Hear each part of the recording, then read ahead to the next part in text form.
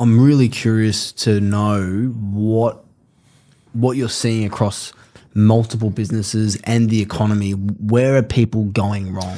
Yeah, okay. The one area that I'm really interested in, like I spent yesterday morning with a really well-known liquidator. Go, tell me what's going on. Tell me the reasons why businesses are going broke right now. What's the common reason? Again, a form of black book information. Tell me why they're going broke. He said, fundamentally, the labour rate has followed up. Do you know what I mean? And people have gone, look, I've just got to pay more for my staff. And then their margins have declined. And then so what's going wrong here is that, we've sort of become, in some ways, the easy step up was just to simply just keep on making higher costs of living without, or costs of labour in our businesses, taking away the margin. Then there's a sales decline, and then they've got chopped there in the centre, and that's what's sending most businesses right now into liquidation. Now, so where'd that come from? Mate, it came from that. It came actually from the COVID work from home revolution. It came from guys saying, look, I don't want to work as hard. I got used to this. I like doing my Pilates on a Wednesday. I'm going surfing on Thursday, but I still expect to keep my job. We've got to be really careful here because we need a strong and an active labour market in Australia, but we need our businesses to actually not go broke, because otherwise, like I said, we will start then going to a higher unemployment rate, and that is not good for the economy. So I think where most people are going wrong, mate, is they're not doing their cost, volume, profit stuff. And I keep coming back to that. The numbers will tell you the answers, right? They will tell you exactly where you stand.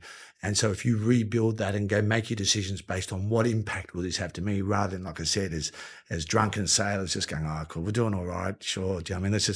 We just got told by a property manager that if he or she doesn't, go up to $140,000, that we used to pay them 100, that, they'll leave or they'll go to a competitor.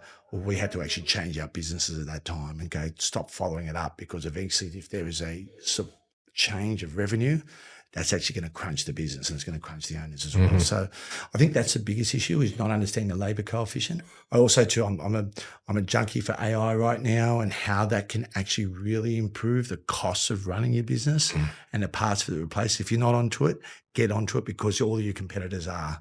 And then also too, of course, the outsourcing market, that labour rate. It's been the history of most businesses that actually fail them, is they don't have that coefficient understood between labour and where the revenue lies. Would you say, Ant, that it's a good time to get into business? Yeah, I do, mate. I think this is a fantastic time. Like the bottom line with Australia, when I watch around it and I see all the things that are going on, is we have real interest around the world right now. Everyone's looking down here going, man, their dollar is really low. They seem to have really good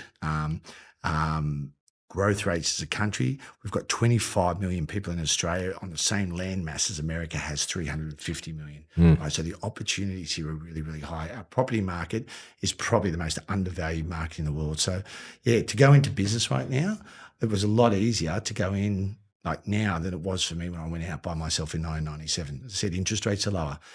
The opportunities there to differentiate higher. Information, sort of is everywhere. We couldn't get it back then. You just had, sometimes too, the gut feel wasn't real time. It used to take a week to 2 weeks to 3 weeks to make a decision. Now it can be made in an hour. And so, yeah, like I said, if I was restarting again right now, I'd go, but I'd pick my industry. When you say you're going to put energy and effort into something, I'd pick the right place to put it into.